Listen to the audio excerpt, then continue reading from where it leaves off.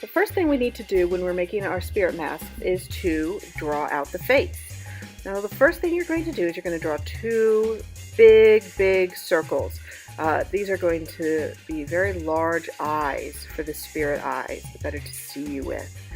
And then just drop down a line and make like an L, and then drop down another line, and there you have a nose. And then you're going to make a mouth, and it could be different kinds of shapes. I'm going to make mine a rectangle, and I'll show you how to make different mouths in a minute. Then the next step is going to be to add the teeth. Oh, I'm sorry, I almost forgot. You got to add the eyeballs there, and then add the teeth. And there you've got your basic features of your face. But remember, we're going to make this a spirit mask. Now let me just take a little side here, and I'm going to show you the different ways to make different kinds of mouths. So just on this piece of scrap paper here, I'm just going to show you some different mouth shapes. Let me just move this over here. Okay, so one is you can make an oval, or you could do as I did, which is a rectangle, or you could make a diamond shape, or you could make kind of like a smile or kind of like a frown. And there's different kinds of teeth. I did a zigzag line, which will make it look like sharp teeth, or you can do a horizontal line and some vertical lines to make it look like flat teeth. See some other types of teeth here.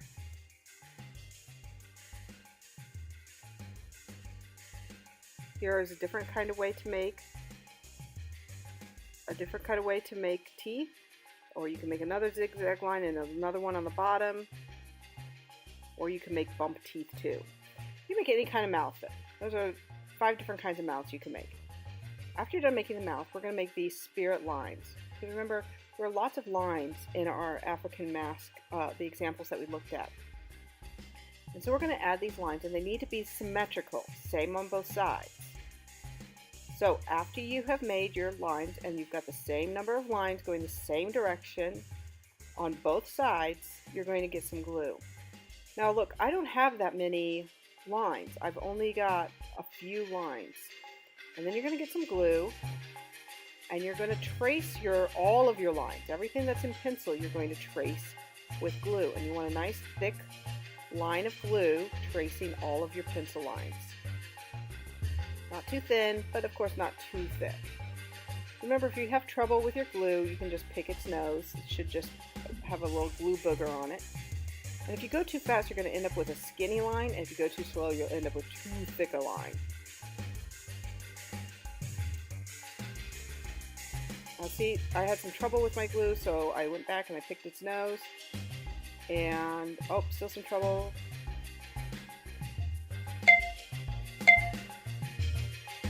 Okay, and now I've got it going, and I'm just going to finish up all of the glue spots. Oh, looks like I missed one spot there, right in the middle. And see, I've got my hand raised up high so that I'm not dragging my hand through the glue. You want to make sure that you don't drag it through the glue. Once you've got it all glued, carefully carry it to the drying rack. Or you use a tray to carry it to the drying rack. Okay, so now that the glue has dried, you're going to get oil pastels. You're going to pick out 2. And you always put the darker one on the outside and the lighter one on the inside. And then you do the same on both sides. So what we also are going to do is we're going to take these smudgy sticks, which is basically an old eraser. And again, so it's the same on both sides. You're going to put the darker color, in this case orange, on the outside, and the lighter color, which is yellow, on the inside. And then clean off your smudging stick. All right, let me show you again. So I picked 2 colors, purple and pink. Purple is darker than pink. So purple goes on the outside, outlined in purple, pink on the inside, smudgy stick. Purple outline, pink inside, smudgy stick, clean the smudgy stick, and do 2 new colors. Dark green is my outside one, light green is my inside one. Smudgy stick. Alright, with my smudgy stick, 2 new colors. Green and orange. Green is a cool color and the darker color. Cool colors are typically darker. So green and orange. So green outline, orange inside, smudgy it together. Now I will also say, very important, you put lots of oil pastel down because the smudgy stick will actually erase the oil pastel if there's not enough oil pastel on the paper. So you really want to color hard and put lots of oil pastel down on your paper. Push down hard, but not so hard you break it, but nice and hard. And remember, the outside color should be darker. The inside color is lighter. All right, so blue is a cool color, red is a warm color. So I thought that blue would be the darker color, but on this black paper, it turned out that it was actually red was the darker. So I experimented. I kind of made an experiment didn't really work out. It's okay. I moved on. So here I'm doing brown. Brown is a very dark color. And white. White is the lightest color. White will always be on the inside if you choose white. And then for the nose, since it's in the middle, it's obviously not the same. It's the same on both sides, but it's all one space. So we just color it all one space. I'm going to do blue on the inside and this peach color or blue on the outside and this peach color on the inside. And smudgy it all together with a nice clean smudgy stick. There we go. And then the last part here is the teeth and the little eyeballs I forgot to do. So I'm going to do black outline because that's the very darkest. Black would always be on the outside. And white. I'm going to see what that looks. I'm kind of experimenting with colors when I'm doing this project. Wow, that black really took over. It looks like a really dark gray now. You know what, I think we're going to go back and I'm going to put a little bit more white in there so it's a lighter gray when I smudge it together. There, I like that a little bit better. Now my eyeballs are so small, I'm going to color it all in red and then I'm just going to put the pink over on top of it. And there, I'm done.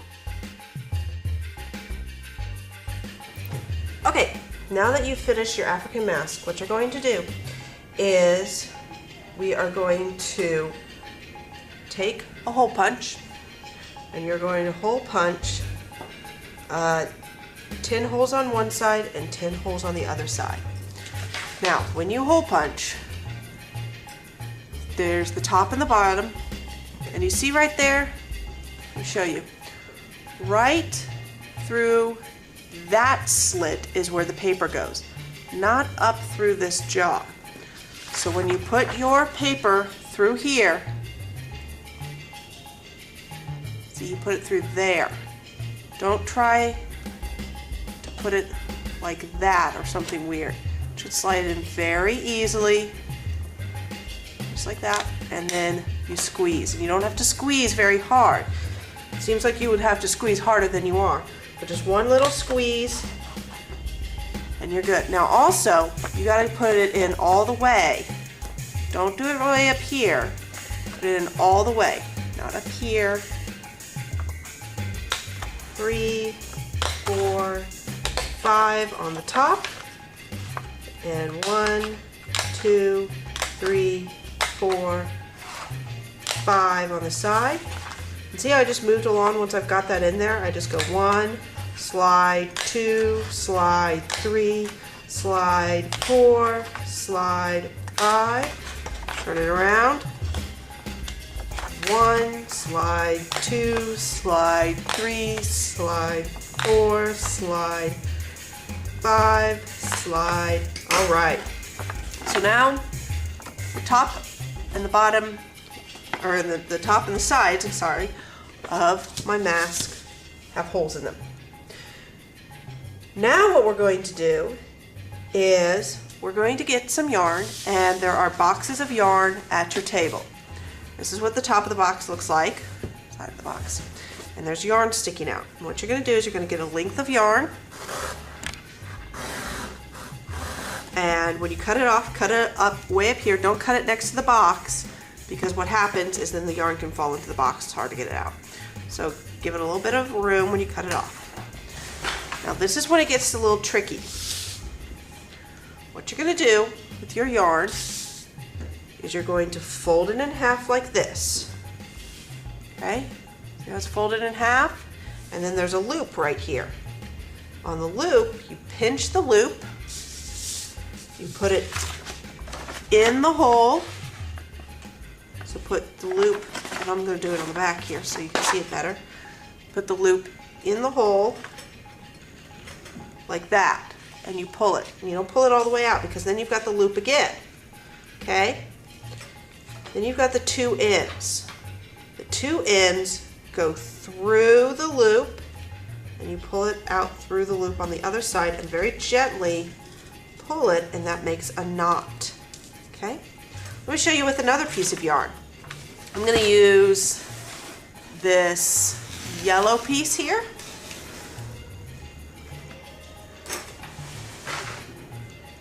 I'm going to fold it in half. There's the loop.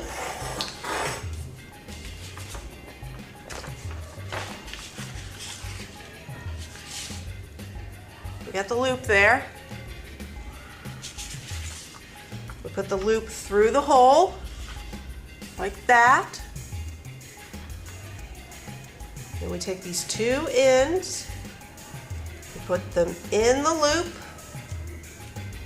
and pull it through. And we're pulling the two ends through. And I'm going to get another piece. I'm going to get bright green this time.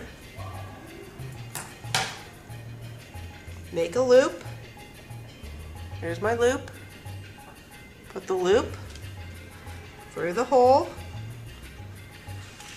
Take the two ends, put it through this loop, and pull those two ends until it stops. And you pull very gently. And you're going to keep doing that all the way around. Now, your yarn does not need to be symmetrical. This is the hair of our mask. It doesn't need to be symmetrical. You can just do it however you want. Fold it in half. Put that folded loop through the hole. Open it up so it's a loop. Put the ends through, just like that. And you're going to do it a bunch.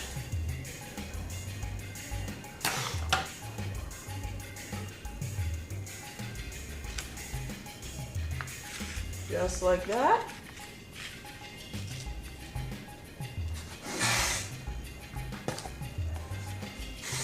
I'm going to do this a few more times so you can see. Fold it in half. Got the loop end right there. Put this loop through this hole. Open it up. Put the end through that opening. And there it is. As you can see, my mask is starting to have hair. Now when you're all done with all of your holes, they all have a piece of yarn in them, what you're going to do is we need to turn this into a mask. And to turn this into a mask, we take a pair of scissors and we cut just one length of our safety scissors. So we put our scissors all the way to the back there and we just cut once. And that's it. That's all the further that you need to cut down that nose. Then you bring it to me, and I'm going to fold it like this and like this. I'm going to staple it, and then it's a mask. There's our African mask with crazy hair.